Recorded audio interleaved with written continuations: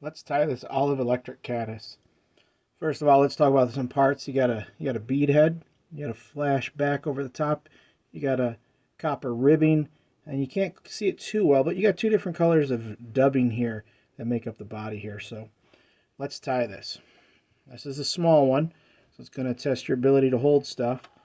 I'm going to start with the small hook here. I'm going to do this a little off camera, but these beads there's one hole through them, but there's two different sizes if you look closely as far as the holes. So I'm going to put the hook first. I'm going to start it through the smaller end.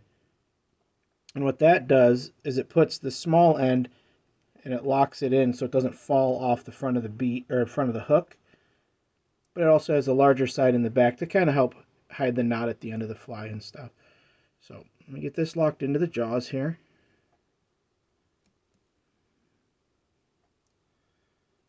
And there's the bead.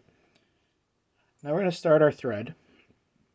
You just start your thread like normal. I'm going to come right back behind the bead. Doesn't necessarily matter on this fly because you're going to cover up a lot of these wrappings. Some flies it matters how many wrappings you have and everything.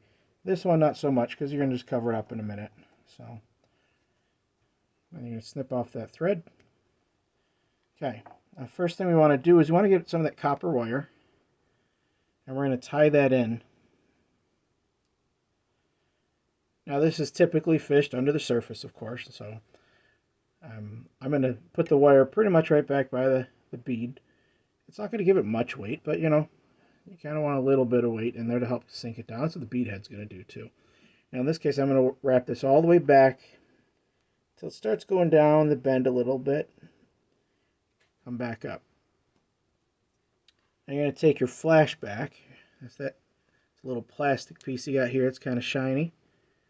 Now, sometimes I like to take this and just snip a point into the front of it. So take your scissors and just kind of do a little point. That might just help reduce some of the bulk on the tie down point. I'm going to tie it kind of on the side here first, toward the side closest to me, then roll it over towards the top to seat it on top of the hook. Give it a couple of wraps back to about the same spot as the copper wire. I'm going to come forward a little bit. Next we're going to add the dubbing. So first we're going to add the lighter dubbing. So we'll take a pinch of that. Now this stuff, you don't want to take too much. This is a real tiny hook, and this stuff is going to bulk up a little bit. What I like to do is wet my fingers just with my tongue a little bit. That'll just help you get a little bit of grip on this.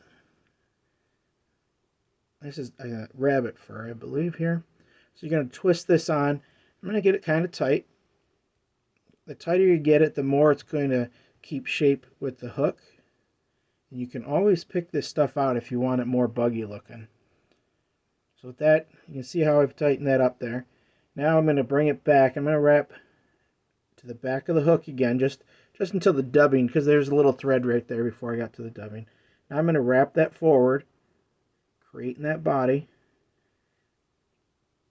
When I get to about here, you can see I'm leaving a little bit of room before that bead. I'm just going to strip off some of that hair now. Got a little more than I need there, and that's fine. Okay, and there's a little tiny space behind that bead where I'm going to come in with this other dubbing, the darker dubbing. And in this case, I'm going to take a smaller pinch. This has got a little bit of flash in it. I like that. Same thing, I'm going to kind of wet my fingers a little here and just make a little dubbing yarn, basically. Twist it on until it looks like yarn. Get it nice and tight. If you start with it tight, you can always pick it out. So, we're going to wrap that on here, right behind that bead. I got a little extra on that too, so peel that off. As you peel it off, some of these pieces might stay a little longer, so try to twist them on again. You wet those fingers and get them on. Tighten that up, peel it back just a little bit. Okay. Next thing we're going to do is we're going to pull forward that flashback. Pull that across the top. Hold that in place. Just going to do 2 wraps and gently pull it towards the front. Make sure it's tight across the back there. Then another wrap or two. And come in with your scissors and get that right down at the bottom. And now you've got the copper wire left. And you're going to make some ribs with this. So I'm going to kind of pull it tight up the back there. Start. Make sure you miss the hook as you come around on the bottom. There's two. These little hooks, you can get probably about 4 passes with this ribbing. I think that was 4. Now I'm going to come over here and just right behind that bead head, I'm just going to stack a couple of them real quick. If you take the wire around your thread like that a little bit, and then wrap your thread once or twice.